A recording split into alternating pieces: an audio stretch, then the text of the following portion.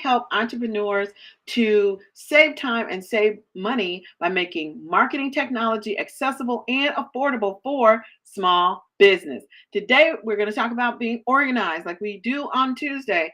And specifically, we're going to talk about how to be organized for the lead generation process. So, you hear a lot of um, vendors and people talk about lead generation. You may hear SEO or hear people talk about traffic to your website and all that, right?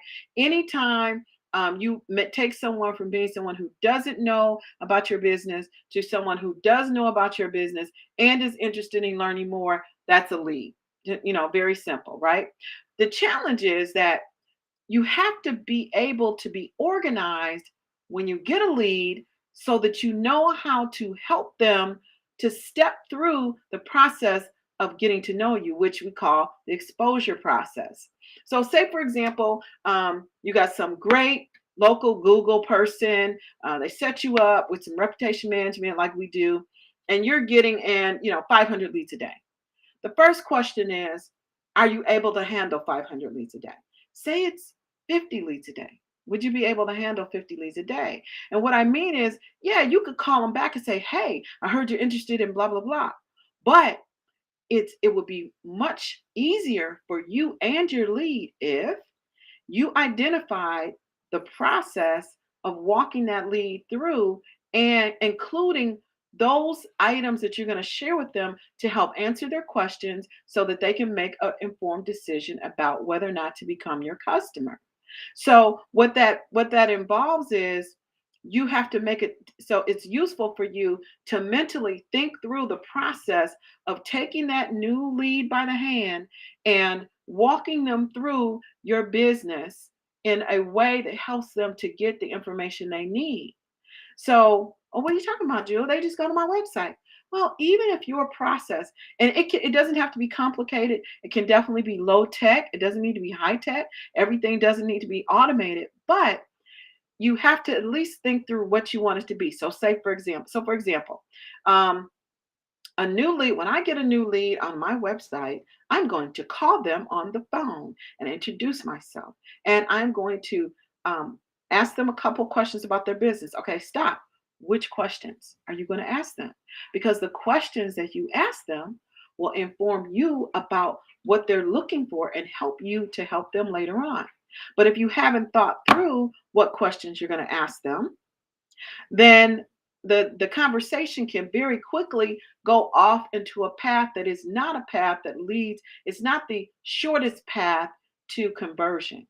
Okay, so you may ask them a lot of different questions, but say for example you ask them this: what types of marketing tools have you used so far? Like for me, what types of marketing tools are you using today?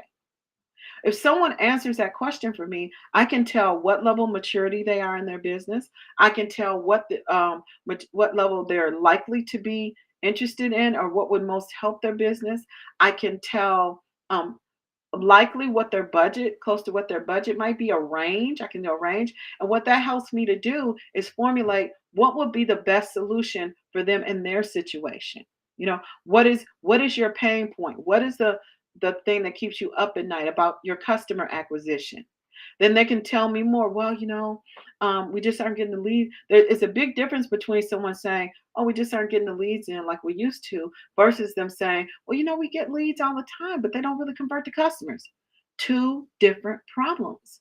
But unless we are very intentional in our sales process and what we should call it exposure process, then you don't have the information that you need to help them to come to a decision and qualify them as your lead, right?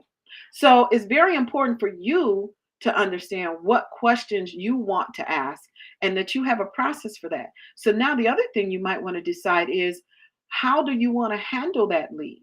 Is your first exposure going to be a phone call, or is your first exposure an email? If your first exposure is an email, what is the email going to say? If it's going to be an email, what's the next step after the email? If they reply and say, yes, I'd like more information, what are you going to send them? Okay. So it's a little bit more than just saying, hey, I got a new lead. I hear I hear so many agencies, like traditional agencies, not like my marketing automation, but traditional agencies. And they're like, well, I got them the leads in. You pay somebody to do Facebook ads or Google ads or something for you. And they're like, I got the leads in, but they don't know how to close. That's on your part. The agency can do their part and get leads, but all a lead is somebody that you now need to nurture and help come to a buying decision. And then you blame the agency because you're like, oh, I didn't get any new customers from that, fancy marketing agency. No, you got leads. It's not the agency's responsibility to convert your leads to customers. That's yours. And so the way we do that is by being very organized during the and taking those generated leads and making sure that they get the information that they need, right?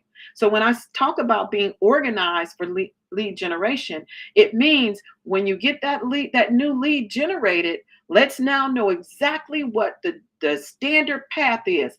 Will everyone go through the path the same way? Absolutely not. But to the extent that you can have a standard path that is your best path, the one that is most I don't want to say most flatter or most um I don't know, I don't have a good word for this, but when you pick a path that is the most likely to provide all the information needed as quickly as possible to shorten the sales cycle, that's what you want to have documented. So your homework for today, your assignment for today, if you choose to accept it, is to take a moment and actually step through what a new leads experience would be with your company. So how will they get to you? Are they going to come in through phone? Are they going to come in through web chat? Are they going to come in through referral? Are they going to come in through email? Like what are the ways that you get customers into your sales cycle? Let's call it, or into your into let's call it sales cycle. How do you get them in? And for each way that you get a lead into your sales cycle, you need to have an answer for what are you going to do with them? If it comes in email, are you going to send them an auto email? A lot of the things that I do are automated. One thing that I did, I thought this is a lesson learned for me. I thought that I could use this one method. I thought it would be simple for my one product to just have a completely automated exposure process, right? So someone responds to an email, they get all the information. It's a text-based lead nurture process. When somebody calls, they answer and then they walk you through it. You get emails, you can send them information, right? But what I discovered after doing some, proof of concepts with people is that it actually I think they like it when you schedule an appointment with them. I'm pretty direct and straightforward. So for me, I just want you to give me the information quick, fast, in a hurry, and let me make a decision about what I'm going to do. But most people are busy. And if they don't have a compelling need to learn what it is that you can do for them, they won't even sit down and do a quick demo, right? It just depends on the way a person consumes information. Now, some of that you may be able to filter out based on your understanding of your target audience. That's why it's so important. But some of it you won't, because you'll always get some people that will be right lined up with your target audience and some people who are not. But the point is that we want to be flexible to have multiple methods that we can use to help depending on the channel or the media that our leads come into us from. So to the extent that you can identify what you want that channel to be, you can really spend some time making a nice, efficient process to expose a lead to your company. And then that way maybe you just do one at a time. So maybe you do, I'm going to get leads in through email, and this is how the email people work. Uh-oh.